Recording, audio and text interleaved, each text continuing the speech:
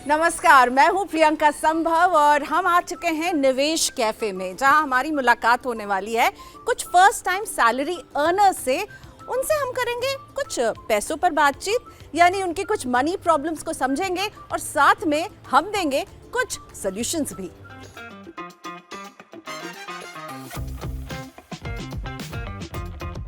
Salary अपने आने, अपने अकाउंट में पैसे आना कैसा फील होता है? पेमेंट करना होता है तो खुद का फ़ोन निकालो, यूपीआई पेमेंट करो और फटाक से पेमेंट्स हो जाते हैं। तो जो बचा हुआ है पैसा वो मैं पेरेंट्स को देती हूँ, क्योंकि पेरेंट्स भी इम्पोर्टेंट है हम लोग के लिए। मैम बचाना तो चाह रहे हैं लेकिन खर्चे इतने कि बचा नहीं पा रहे। तो मैं जानना चाहता हूँ कैसे मैं अपने सपने को पूरा कर पाऊँ, कैसे अचीव कर पाऊँ इस गोल को। मेरी सैलरी उतनी है नहीं, तो मैं अभी एफडी में या एसआईपी में क्यों डालूं? इन्वेस्टमेंट तो करनी है बट समझ में नहीं आता करे कहाँ, क्योंकि इतने सारे स्कीम्स हो रहे हैं। SBI म्यूचुअल फंड प्रेजेंट्स निवेश कैफे।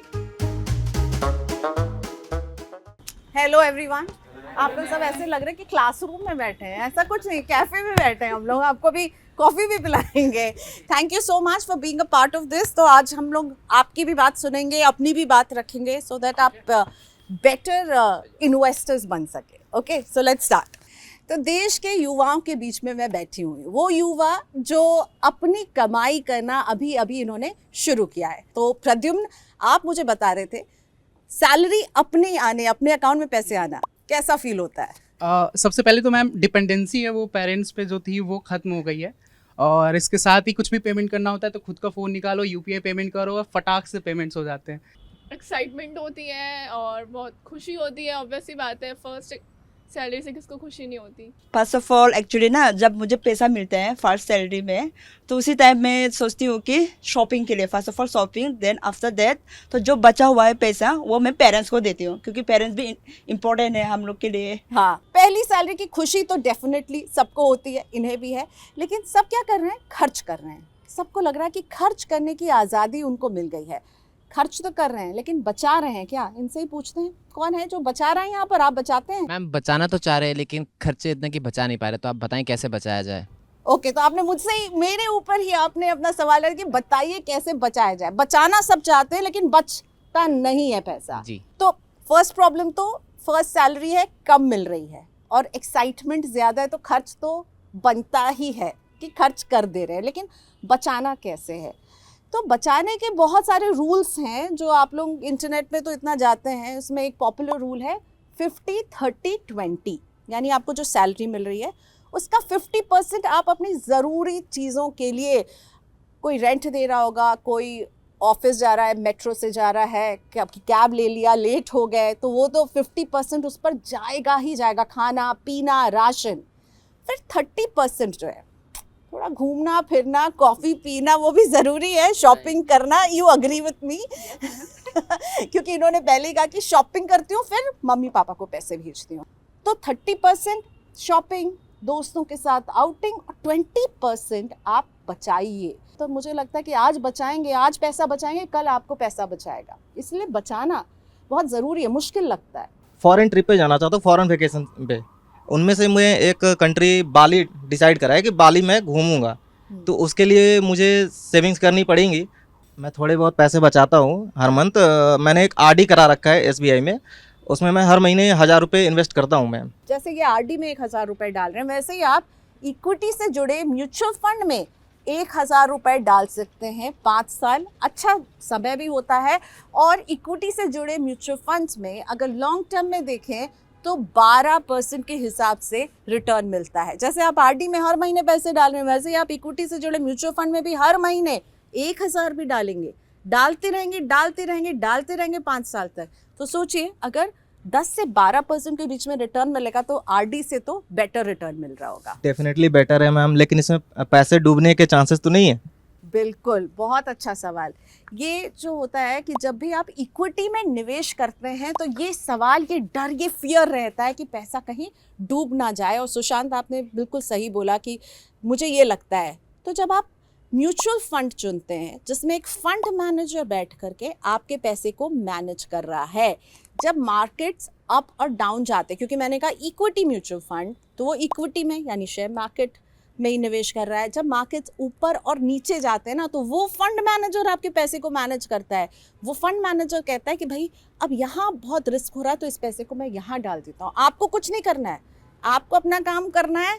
1,000 रुपये डालते जाइए। जो म्यूचुअल फंड को मैनेज करने वाला मैनेजर है, वो इंश्योर करेगा कि भाई आपके पैसे को मैं कैसे रिस्क उस पर कम करूं, रिटर्न कैसे जा। आप सीधा मार्केट में निवेश नहीं कर रहे हैं, आप म्यूचुअल फंड के व्हीकल के जरिए इक्विटी मार्केट में निवेश कर रहे होंगे, तो आरडी से बेहतर रिटर्न आपको मिल सकता है। ओके, चलिए, तो अगला क्वेश्चन में उससे पहले कैफे में बैठे तो कॉफी तो बनती है, राइट? तो चलिए कॉफी ले आइए प्लीज सबके लिए। लेकिन मुझे लगता है यहाँ पर और भी कुछ इन्वेस्टमेंट्स की बात करते हैं कि आप लोग कहाँ इन्वेस्टमेंट करते हैं? घर में अभी भी ऐसे जो ट्रेडिशनल पेरेंट्स हैं, जो पुराने ख्यालात के पेरेंट्स हैं, वो अभी भी यही सोचते हैं, और मेरे घर में भी यही सोचते हैं कि एफडी और पीपीएफ स्कीम्स ही बहुत बेहतर है, क्योंकि मार्केट में फ्लक्चुएशंस होते हैं तो इससे पैसे डूब जाते हैं। और वो मुझे भी बोलते हैं, इंसिस्ट करते हैं कि तुम भी पीपीएफ और एफडी ही करो, ताकि तुम्हारे पैसे सेफ रहें, पैसा डूब ना जाए। ये बड़ा खतरा, कैपिटल की सेफ्टी बहुत इम्पोर्टेंट होती है कि जो हम पैसा लगा रहे हैं उस पे, लेकिन क्या जो आप पैसा लगा रहे हो वही आपको तो नहीं चाहिए ना, आप चाहते हो उससे थोड़ा सा ज़्यादा मिले। हाँ, सबको लगता है कि थोड़ा जो पैसा लगा रहे हो उससे ज़्यादा कैसे मिलता है, तो वो ज़्यादा के लिए ना आपके पैसे को मेहनत करनी पड़ेगी। वो बैंक, एफडी, पोस्ट ऑफिस की स्कीम्स, पीपीएफ बहुत अच्छे निवेश है, पर वो जब दौड़ते हैं ना उनकी रफ्तार बहुत धीमी होती है। तो मैं एक एग्जांपल आप लोगों के लेकर आई हूँ, ठीक है? 1,000 रुपये अगर प्रद्युम्न ने लगा दिए बैंक एफडी में या आरडी में, जिसमें हर महीने वो डाल रहे हैं 20 साल तक करेंगे कंसिस्टेंटली, उसमें रिटर्न इनको 6.5% का मिल रहा है। तो जो वो 1,000 रुपये जो डाल रहे हैं 20 साल तक, तो वो 20 साल के बाद बनेंगे 4,60,000 रुपये। लेकिन अगर वही 1,000 रुपये, अमाउंट वही है, टाइम वही है, उसको वो डाल देते हैं सिस्टमैटिक इन्वेस्टमेंट प्लान के जरिए एक इक्विटी म्यूचुअल फंड में। अब इक्विटी म्यूचुअल फंड में सीधा मतलब यही नहीं कि आप सीधा इक्विटी में ही डाल रहे होंगे, आप इंडेक्स फंड जैसे चुन सकते हैं, या आप हाइब्रिड फंड जिसमें इक्विटी, डेट और दूसरे एसेट्स होते हैं। तो आपने वो सिप की जिसमें आपने 20 साल तक आप वो करते रहे, और आपको एक रिटर्न जो है वो 12% का मिलता है ये 20 साल में। वहाँ पर भी 1,000 डाल रहे हैं, यहाँ पर भी 1,000 डाल रहे हैं, 20 साल का वक्त दे रहे हैं। वहाँ 6.5 में आपने 4,60,000 जोड़े, और यहाँ पे 12% के हिसाब से मैंने माना है, तो आपका जो रिटर्न बन रहा होगा वो बन रहा होगा 9,90,000। Okay, so all clear? आप कन्विंस हैं मेरी इस बात से प्रद्युम्न? मैम ये क्लिप मैं अपने पापा को दिखाने वाला हूँ, तो वो फिर मुझे सुनाएंगे कि तुम फिर से किसी ट्रैप में फंसते जा रहे हो। ट्रैप नहीं है, पापा को कहिए ये ट्रैप नहीं है भाई, मुझे इस ट्रैप से निकलना है, महंगाई को मात देना है। पापा को दिखाइएगा ज़रूर, ठीक है? चलिए अब हम आते हैं यहाँ पे। स्मृति मुझे बहुत एक इंटरेस्टिंग बात कह रही थी, और स्मृति से ही सुनते हैं। स्मृति, आप कन्विंस्ड हैं मैं जो कह रही हूँ, लेकिन आपका एक थॉट है, वो बताइए। मैं कन्विंस हूँ जो आप कह रही हैं, बट मैं ये सोच रही हूँ कि मैं अभी बहुत यंग हूँ, मेरी सैलरी उतनी है नहीं, तो मैं अभी एफडी में या एसआईपी में क्यों डालूं? तो इस क्यों का जवाब है कि भाई आप जब यंग हैं और जब आप अब बहुत जल्दी जब इस सफ़र को शुरू करेंगे ना, तो ज़्यादा लंबा फासला तय कर पाएंगे। पावर ऑफ कंपाउंडिंग एक्चुअली में बहुत पावरफुल है, और इसका फ़ायदा तभी मिलेगा जब आप यंग एज में शुरू करते हैं। तो इसके लिए भी मैं एक एग्जांपल लेकर आई हूँ। ये जो कंपाउंडिंग की मैंने बात की, पावर ऑफ कंपाउंडिंग, तो मान लीजिए आप 25 साल के हैं और आप तय करते हैं कि आप जब तक 7 साल के होंगे आप निवेश अपना करेंगे, इन्वेस्ट करेंगे, और आपके पास यानी पूरा 35 साल का समय रहता है। और एक कहता है कि भाई स्मृति की तरह मैं थोड़ा रुक के करूँगा, मैं थोड़े और पैसे इकट्ठा करूँगा, मैं बहुत यंग हूँ, मैं थोड़ा रुक के करूँगा, अभी मेरे पास इतने पैसे नहीं हैं। तो एक जो 25 साल में शुरू कर देगा इन्वेस्टमेंट, जो 35 साल देगा, 5,000 रुपये की वो अगर SIP भी कर रहा है, 12% का रिटर्न मिल रहा है, और 35 ईयर्स तक करेगा, तो वो जमा करेगा, उसकी इन्वेस्टमेंट जो होगी वो होगी 21 लाख की, और इस पर जो 12% का रिटर्न मिलेगा वो 2.24 करोड़ जमा कर रहा होगा जब वो 60 साल का होगा। आपने कहा कि मैं 10 साल एंजॉय करूंगा, फिर 35 का जब होगा तब निवेश शुरू करूंगा। आपके पास बचेंगे 25 साल, 5,000 ही आप करेंगे, 12% का ही रिटर्न मिलेगा। आप जमा कर रहे होंगे 15 लाख, और 60 साल में आपके कॉर्पस जो बनेगा वो बनेगा 93 लाख्स। लेकिन जिसने 10 साल एक्स्ट्रा दिए वो 2 करोड़ प्लस के कॉर्पस में बैठा होगा। सिमरा, आपका कोई सवाल है?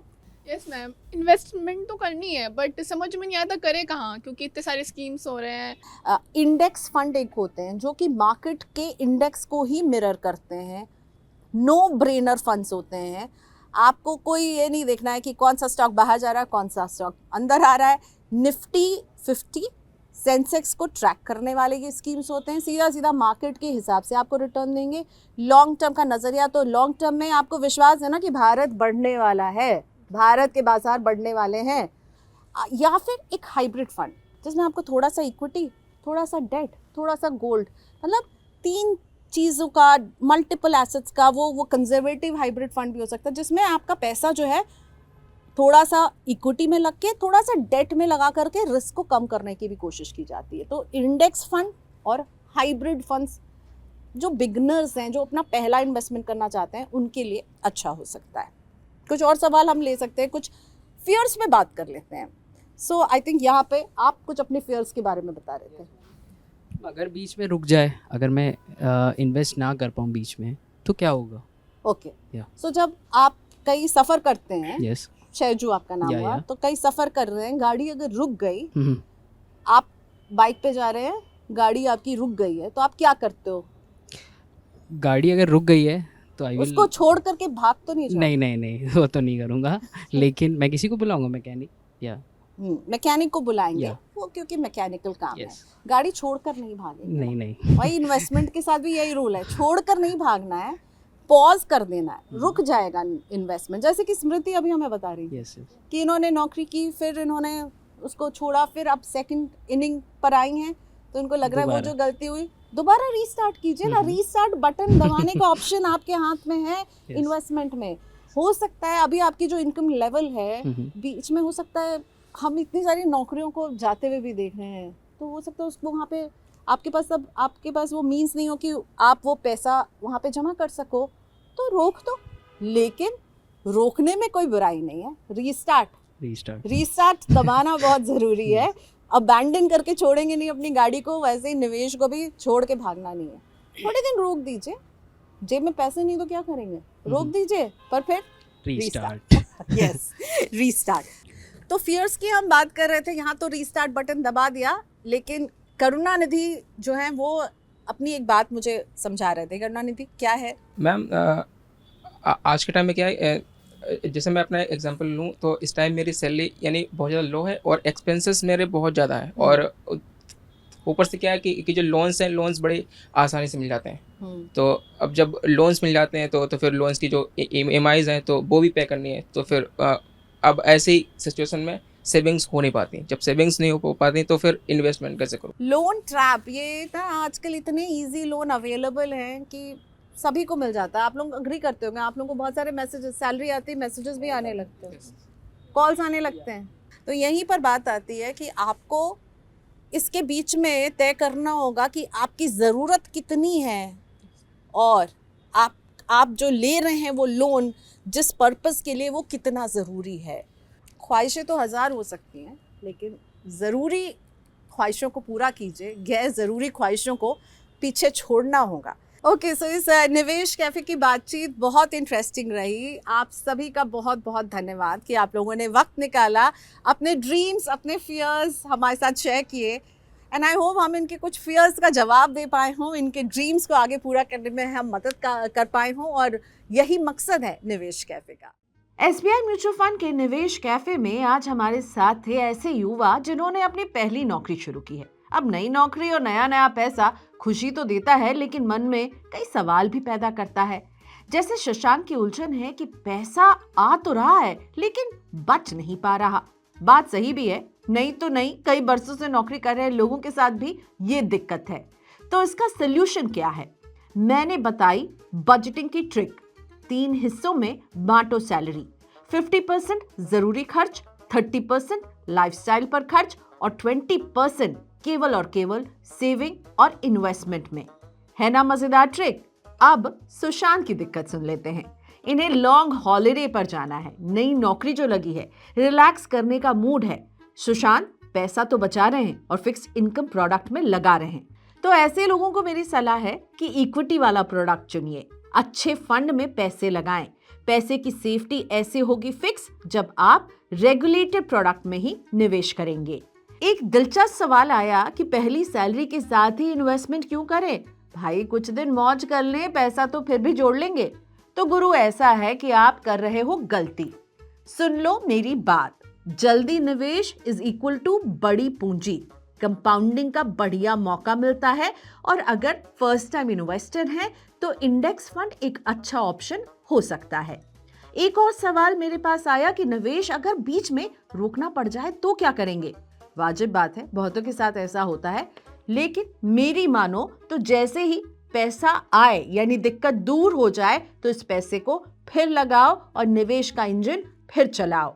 और आखिरी बात कि कर्ज के जाल से कैसे बचे।